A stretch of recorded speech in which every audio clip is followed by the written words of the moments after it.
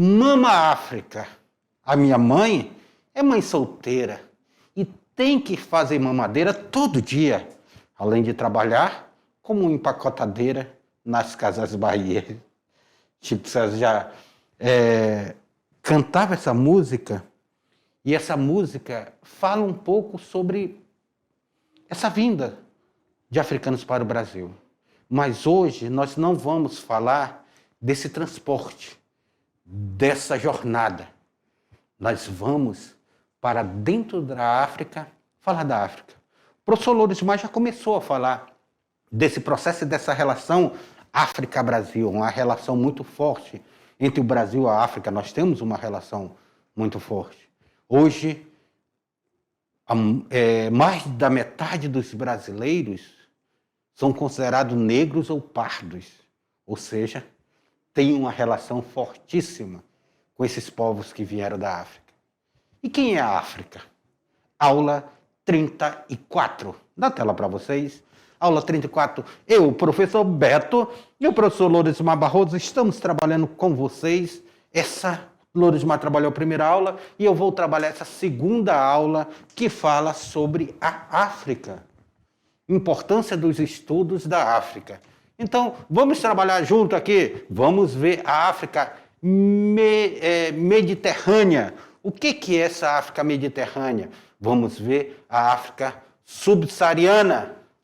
Vamos ver a economia, a sociedade e também o processo de escravidão na África. Habilidades: identificar estratégias que promovam forma de inclusão social. África. África mediterrânea. África mediterrânea. Antes de eu ler sobre isso daqui, eu quero ir para o próximo slide, que ele mostra o mapa dessa África mediterrânea. Olha aí o mapa. A África, Alta Guiné, Baixa Guiné, Angola, era a região conhecida naquele momento chamada de África mediterrânea, porque ela fica voltada para o mar Mediterrâneo. Essa África mediterrânea. Então, grandes desertos. Será que a África tem grande deserto? Tem. Grande influência de povos vindo de outros lugares. Expansão promovida pelos árabes, após a unificação da Arábia sob o islamismo, e prova marcante da presença dos povos de outros continentes.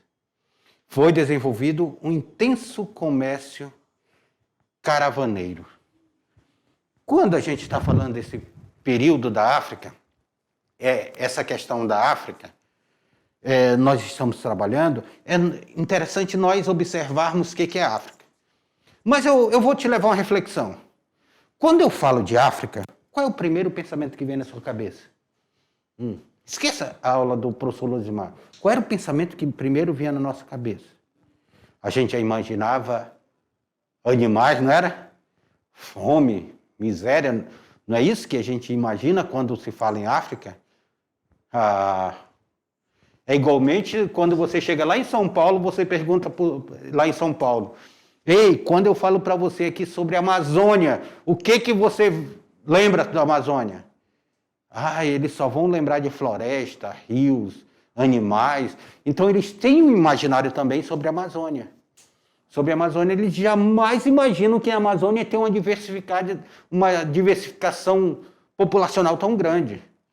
Tem os alunos que vieram do Sudeste, tem os alunos que vieram do Norte, tem os alunos que vieram do Nordeste, tem os alunos que vieram do Sul aí, assistindo nossas aulas. Isso mostra já a diversificação que é a região amazônica. E quando a gente fala de África, a África ela tem um grande deserto, que daqui a pouquinho nós vamos ver. Mas vamos voltar na tela para vocês?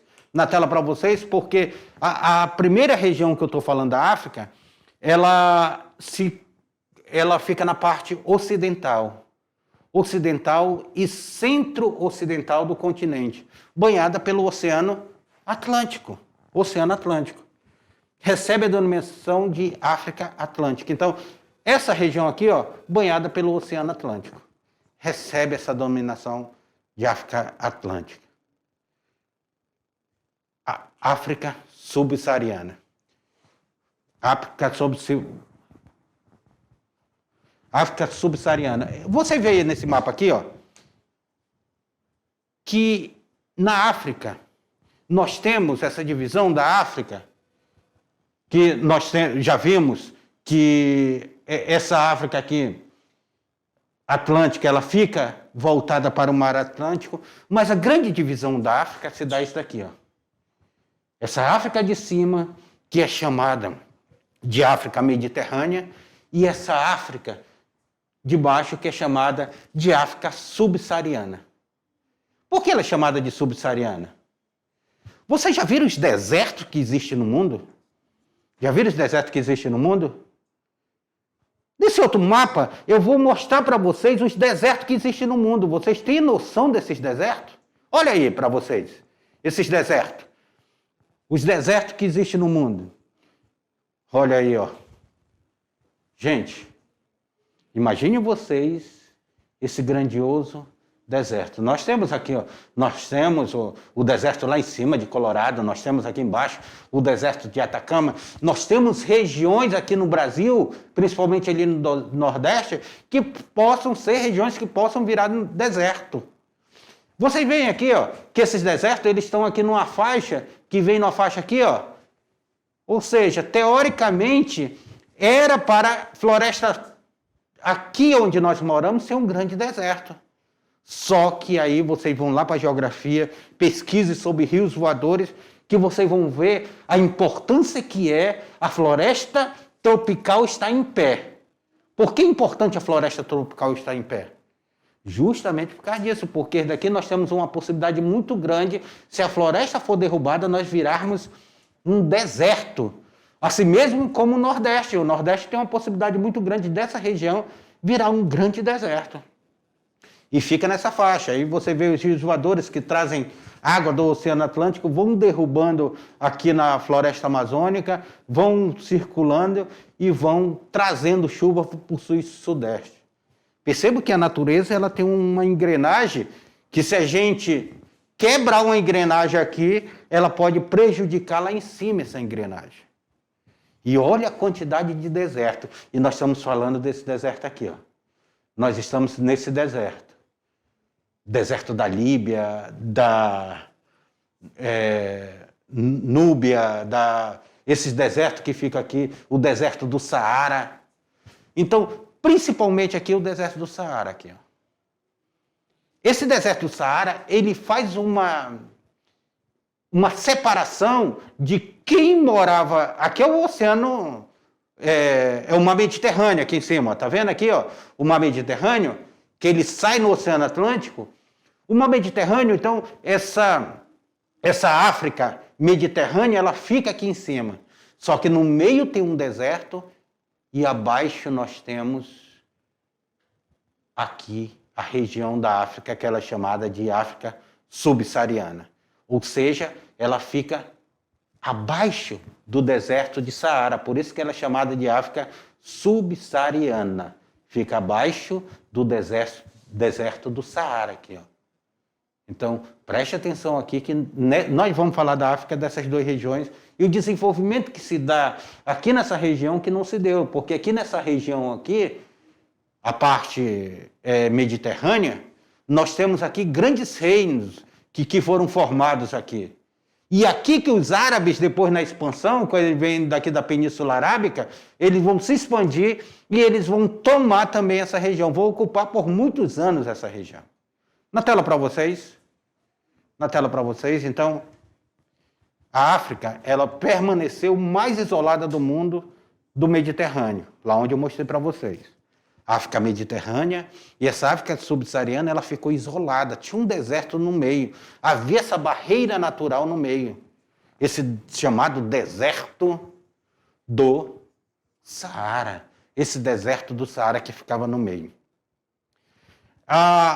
Nós temos contato com povos de outros continentes, ocorreram significativamente com a chegada dos portugueses no século XV. Aí a gente vai para um assunto que nós vamos trabalhar lá no segundo ano com vocês. Ou vamos trabalhar lá na terceira unidade com vocês, que vão ser as grandes navegações. Como é que se deu o processo das grandes navegações? Como as grandes navegações elas vão influenciar a ocupação da África e a ocupação da Ásia. Vocês sabiam que no período das grandes navegações, nós estávamos ali na mudança histórica, saindo da Idade Média, entrando na Idade Moderna? Neste momento, a igreja dizia que não existia vida abaixo da linha do Equador. Não existia vida abaixo da linha do Equador. Ou seja, a igreja ela falava aqui, que se a pessoa chegasse aqui abaixo da linha do Equador, essa linha imaginária que existe, as pessoas iriam morrer. Então, aí os portugueses e espanhóis, eles saíram nessa conquista de navegação, principalmente os portugueses. Os portugueses foram e descobriram vida abaixo da linha do Equador. Foram as grandes navegações, trouxe essa possibilidade de ter contato com outros povos. Não só descobriram vida abaixo da linha do Equador, mas como as grandes navegações, elas vão chegar até a região da Ásia aqui. Vão chegar até a região da Ásia. Então, essas navegações aqui, eles vão chegar até a Índia, o caminho para as Índias. Vão chegar nessa região aqui da Ásia, onde eles vão fazer comércio. E com isso, vários países da África vão passar essa África subsaariana, abaixo do deserto do Saara, que eles descobrem vida aqui, eles vão passar a ter um contato com essa civilização europeia. Tanto é que, quando eles chegaram abaixo da linha do Equador, a igreja, já que a gente estava falando nas aulas passadas sobre igreja, a igreja vai dizer, vocês descobriram vida abaixo da linha do Equador? Mas quem mora lá são os descendentes de Cã, ou Canaã, biblicamente. Lembra daquela passagem? Que Noé amaldiçoa seu filho e diz, maldito seja Cã, será amaldiçoado a ser escravo de seus irmãos, e o filho sai pelo mundo. Aí ele diz que os descendentes da África eram descendentes de Cã, passivos a ser escravo de seus irmãos. Olha que coisa doida isso daí. Então, essa daqui é a África subsaariana, que fica abaixo da linha do Equador. Olha aí um outro mapa para vocês aí que mostra essa África subsaariana aí, Nós temos o Egito, nós temos a Líbia, a Argélia, a Tunísia, Marrocos, o Saara Ocidental aqui, o Egito aqui, a Líbia, vão fazer grandes reinos, vamos ter grandes reinos aqui nessa região. Aí abaixo dessa África, essa África abaixo, que é chamada de África subsaariana, ou seja, abaixo do Saara, então por isso que é chamada de subsaariana, aí nós temos outros países aí que formam a África. Nós vamos ter aqui, vindo a Nigéria, o Sudão, e vamos ter a Etiópia, a Somália, o Quênia, vamos ter outros países. Vocês sabiam que grande parte desses países aqui, uma parte desses países, fala a língua portuguesa justamente pela colonização que se deu pelos portugueses? Aqui a África ela foi ocupada por portugueses, foi ocupada por ingleses por muitos anos. E daqui se tirou muitas pessoas, foram desterradas, tiradas de suas terras. Falando em povos da África, vamos ver aqui os bantus. Os bantus. Homem ou indivíduo? Bantus, homem ou indivíduos. Esse muntu, homem ou indivíduo. Muntu significa homem ou indivíduo. E o plural disso vai ser chamado de bantu. De bantu. Significa povo ou homens. Então, a junção de muntu se dá o bantu. Termo utilizado para denominar um grupo de cerca de 600 línguas faladas em um território que abrange grande parte da região central e sul do continente. Meus irmãos, imaginem vocês, 600 línguas sendo faladas aqui nessa região central e nessa região sul aqui do continente. 600 línguas diferentes são faladas. Professor, isso é... Pare com isso. No Brasil, se fala em torno de quase 300 línguas diferentes. Ou vocês acham que os povos originários dessa terra, chamados de indígenas, falam português? Não. Olha aí, nós temos vários alunos aí que hoje são bilíngues, falam sua língua materna e falam português, mas têm sua língua materna. Então aqui no Brasil é falado um monte de língua. Imagine aqui na África, que também era formado por tribos. Tribos sedentárias, tribos nômades. A vida cresceu aqui na África. A vida ela cresceu aqui enquanto o deserto do Saara não era deserto, porque a gente fala do deserto do Saara, mas por os estudos que são feitos, o deserto do Saara é uma coisa nova. Acredita-se que lá onde é o deserto do Saara hoje, que é um deserto que vai de 500 a 700 quilômetros de faixa, era uma região altamente rica com água, peixes, animais, floresta, savana. Então, não era deserto, nunca foi deserto. E com o tempo isso vai se tornando deserto. É por isso que nós não podemos derrubar a floresta amazônica, porque senão, com o tempo, nossos filhos, bisnetos, tataranetos irão morar em deserto, se nós derrubarmos a floresta hoje. Porque o deserto do Saara, quero lembrar vocês que nem sempre foi deserto. Tá? Nem sempre foi deserto. Na tela para vocês, vamos ver aqui os bantus. Os bantus, ele viveu da agricultura, da pesca, da caça, da coleta. Produziu tecidos, produziam cereais, produziam cerâmica. Tudo isso era produzido pelos bantus. Já utilizavam um ferro, o que facilitou a expansão por toda a parte central e sul do continente, além de ter contribuído para a prática da agricultura com a utilização de instrumentos mais resistentes, feito de quê? De ferro. Feito de ferro. E a economia desse povo? A economia desse povo que vai ser originário da África ali, que vai formar a África subsaariana. Nós temos a agricultura, tinha grande importância na região, sendo praticada com os instrumentos simples, como enxadas e pá. O ferro, então eles desenvolvem o ferro, eles têm esses instrumentos. À medida que a terra se esgotava, as pessoas se mudavam, buscando novas regiões. Como é chamado isso, alunos, pelo que a gente já estudou? Isso é chamado de nômades. Eles eram nômades, certo? Eles estão se mudando aí, eles estão se mudando para outros espaços, os nômades. Já nas regiões do Saara, o cuidado com a fertilidade do solo incluía a formação de terraços e práticas do plantio e a utilização de esterco e lixo doméstico como fertilização. Olha aí, ó. Eles já utilizavam um tipo de fertilização. Eles já faziam terraços aqui, ó. A mãe de vocês chama de canteiro lá. Então, eles já faziam um sistema de plantação para tentar se livrar dessa região, da região das savanas, dessa região aí, para ser mais produtivo para eles.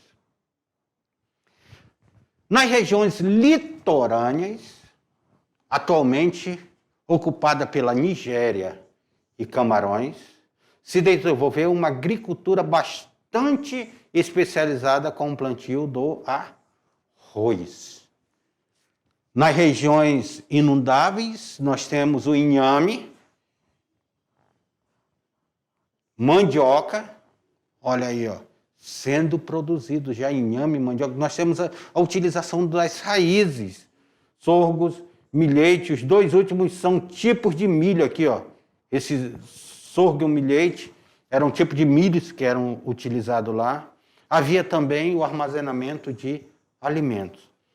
Então, essa sociedade na África subsaariana, essa sociedade que ela vai se desenvolver aqui nessa região, é uma sociedade que ela tem um perfil já que está num processo de evolução, utilizando ferro, utilizando a agricultura, se organizando agriculamente.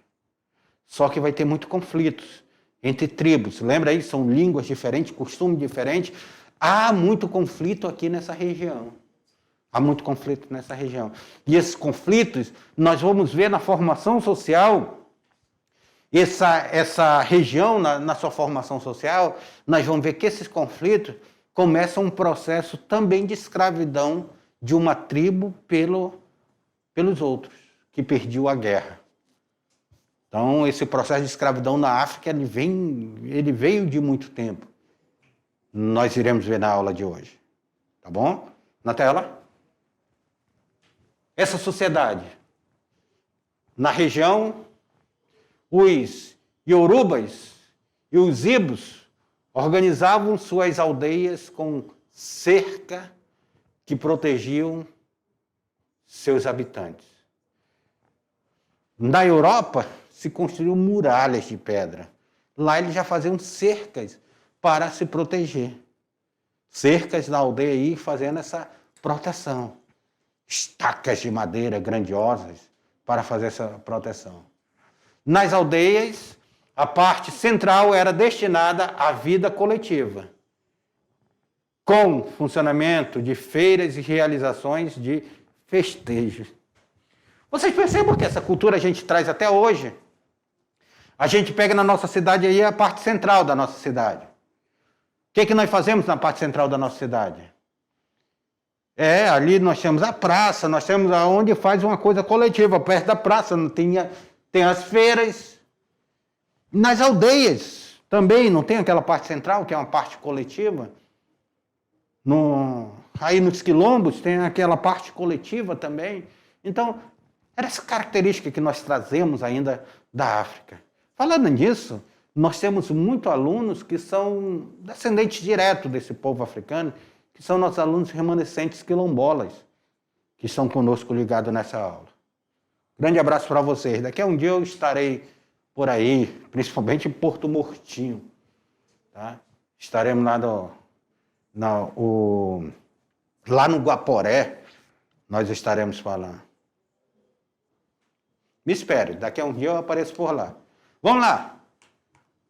Olha aí, ó. O tipo de morada deles. Essa parte central. Os Lorubas, que viviam em território que atualmente é a Nigéria. As casas tinham as paredes externas de barro. As paredes externas aqui, ó, eram de barro. E eram cobertas de palhas. Olha aqui a cobertura de palha. Os pátios internos tinham a função de captar água. Aqui, ó, se captava a água aqui no pátio interno. As águas vinham da chuva. Refrescar e iluminar os cômodos. Então, o vento entrava aqui e refrescava e fazia iluminação para os cômodos. Aí, até porque eles não utilizavam as paredes aqui como forma de proteção de animais, de ataques. Os telhados eram sustentados por colunas de madeira, uma vez que não existiam paredes internas. Então, nós temos aí os telhados sustentados aqui por colunas feitas de madeiras, pois não existiam aí as paredes internas. Máscara, gente. A cultura africana é muito cheio de máscara. Era muito cheio de máscara. A África, a gente olha no mapa que mostra esse mosaico da África, nós vamos ver que cada região da África é de um jeito. Então, essas máscaras, tinha pingente do Beni confeccionados em marfim, século XVI. Olha aí, ó, essa máscara que apresento para vocês, uma máscara do século XVI, do reino do Beni. Uma máscara confeccionada em marfim. Beni era a região onde as cães apresavam integrantes de outros povos para vender aos europeus como trabalhadores escravizados. Lembra que eu falei para vocês que está tendo uma guerra entre ele e esses cães aí do reino do Beni, eles faziam esse aprisionamento? Eles aprisionavam os portugueses em troca de produtos como tabaco e tudo, no período das grandes navegações, eles iam e eles pegavam esses escravizados. Aqui, ó, eu quero mostrar para vocês terem a ideia nesse mapa dessa África, dessa diversificação que é a África entre cultura e riqueza. Lá em cima, ó, a região do Egito, nós temos as grandes pirâmides, nós temos os safaris, que são muito comuns na África. Nós temos as máscaras, os povos, a cultura. Nós temos a África do Sul, que é muito rica. A África do Sul, na África se encontra vulcão. Na África se encontra a região do deserto. Então, essa diversificação da África, dentro desse mosaico africano, ele mostra que a África são 1000 Áfricas dentro de uma mesma África. E o interessante, alunos, nós erroneamente, quando nós falamos de África, nós imaginamos a África como um país. Não. O país chamado de África só é South África, a África do Sul. A África do Sul é um país. África do Sul. Mas a África, ela é formada por dezenas e dezenas de países diferentes, com cultura diferente, economia diferente, formação social diferente, histórias diferentes. Então, cada um tem isso aqui. Ok? Então, essa África aqui, que é a África que nós temos que pensar, dessa África diversificada. África rica, África que tem ouro, África que tem diamante, África que tem água, África que fica o segundo maior rio do mundo. Qual é o segundo maior rio do mundo? Vocês lembram lá que eu falei para vocês na aula do Egito, né? Lembra lá? Pois é. O maior rio do mundo é o rio Amazonas. O segundo maior rio do mundo que nós temos aí, que já foi provado, em extensão e tudo, é o rio Nilo. O rio Nilo que fica aqui, ó, na África. É o segundo maior rio do mundo. O primeiro é o rio Amazonas, em extensão, em volume de água e tudo. Tá bom? Dá a tela para vocês. Essa organização familiar, independente dos grupos ou da cultura, a virilidade, a fecundidade e a maternidade eram temas de grande relevância para os povos africanos. Tem vários integrantes, era de interesse dos grupos ter vários integrantes aí. Todos tinham esse interesse de popular, pois era preciso que estes se defendessem em confronto com os inimigos. Então, a virilidade, a fecundidade e a maternidade eram uma forma de sobrevivência. Quanto mais membros esse grupo tivesse, mais forte ele seria. As meninas se casavam muito cedo, gente, para gerar um grande número de filhos. Em média, elas tinham 6 filhos. 6 filhos. Será que a nossa intérprete teve 6 filhos? Não, né? Audeliana, não, né? Então, nós tínhamos aí 6 filhos sendo gerados. A minha mãe teve 10 filhos. 10 filhos também. Naquela época se gerava muitos filhos. Hoje, os casais querem gerar no máximo 2. A mortalidade infantil era muito alta naquele momento. E a expectativa de vida era em torno de 25 anos.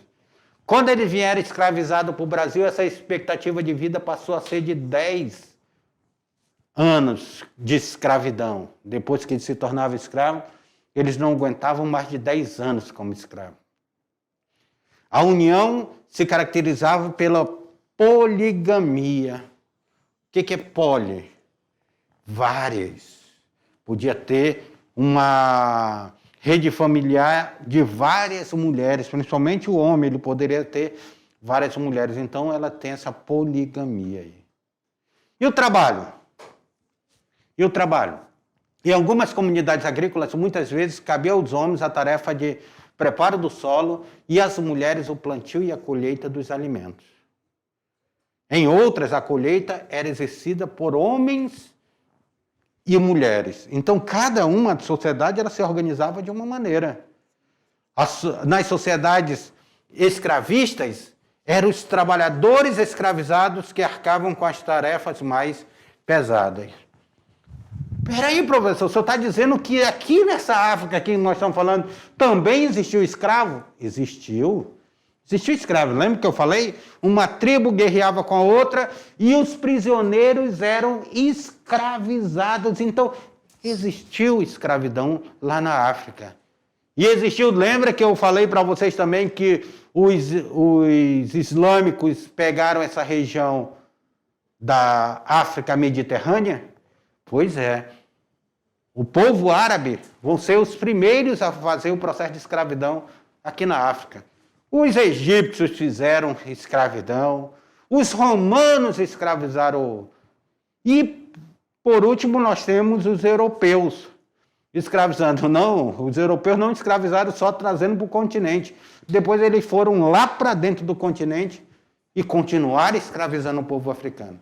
Então é por isso que a África, devido a esse povo que foi desterrado, ela ter